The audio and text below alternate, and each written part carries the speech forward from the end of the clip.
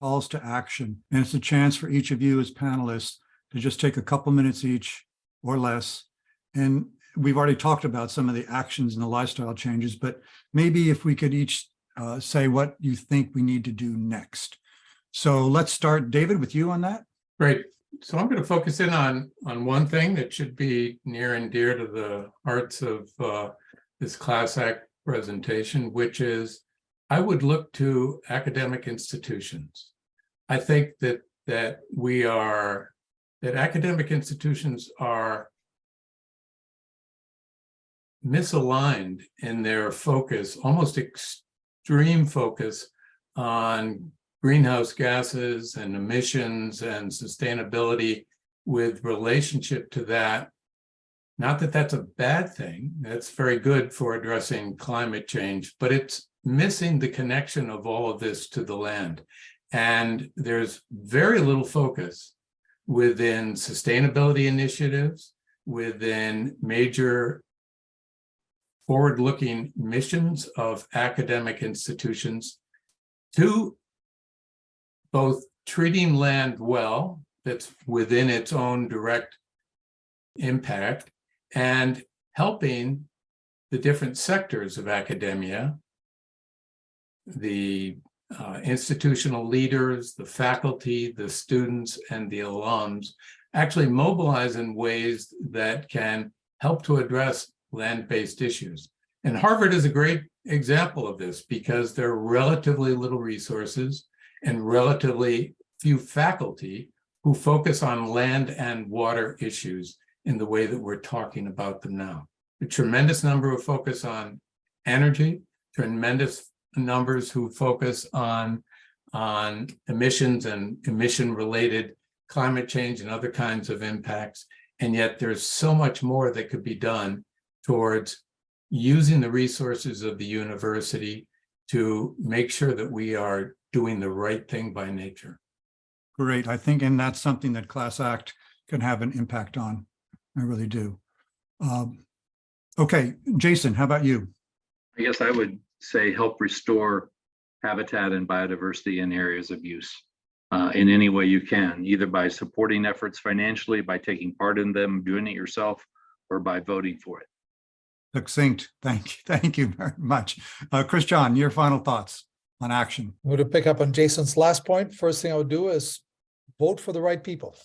Get the right people in the right offices that are going to actually bring about this change and get those people elected. Second is look to universities to train that next generation. Every single area of Harvard needs to train people that embrace this. Every profession is part of the solution. And the third issue for everyone on this call, just pick 3 things you can do them, and share them with at least 3 more people. That'll exponentially add up for sure.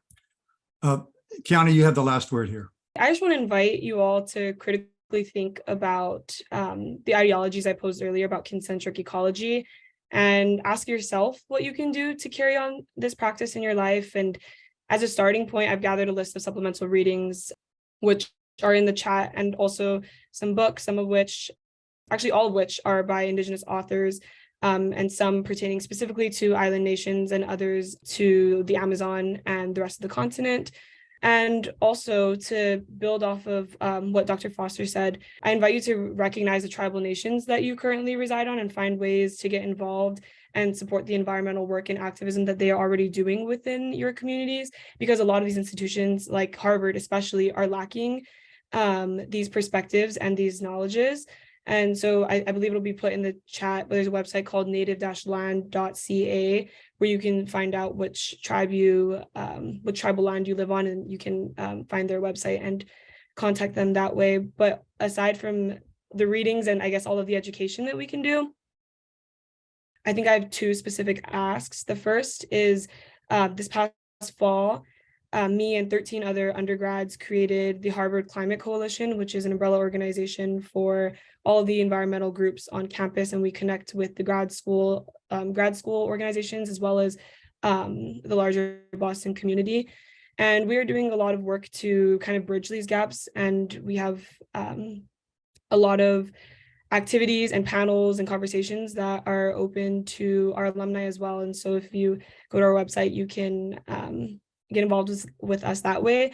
And the last thing, which also I think goes back to what Dr. Foster said, is to encourage Harvard to, especially since you're alumni, I think as undergrad and as alumni, we have a lot of power to persuade the university to do good things. And I think that is to do what Dr. Foster said, is to get more professors and more classes focused around these conversations, and especially from the Indigenous perspective, because it's crucial to even talking about this and then coming up with solutions and inspiring the rest of my classmates to help fix this mess that we're all in together. So yeah, thank you, everyone. Okay, very nice, very nicely put. And I think that's why we're here. And when I hear all these comments and all these proposed actions, I think of all the work we have to do, but it's all doable. And I think that's what discussions like this help us understand.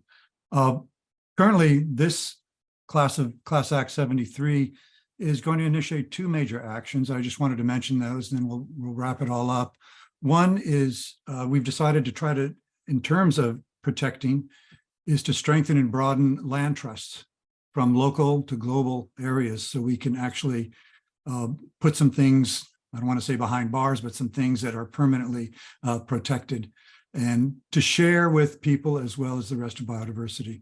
And the second thing that we now have a major effort moving forward is to try to somehow orchestrate the final ratification by the US of the International Convention on Biological Diversity. Many of you may know that 197 countries have signed that treaty. One hasn't, and that's us, the US. And we feel like if we're going to have a seat at the table and we're going to make inroads in this, that we need to really ratify that treaty and get the Senate to do that. So that's another action that we're going to be moving forward.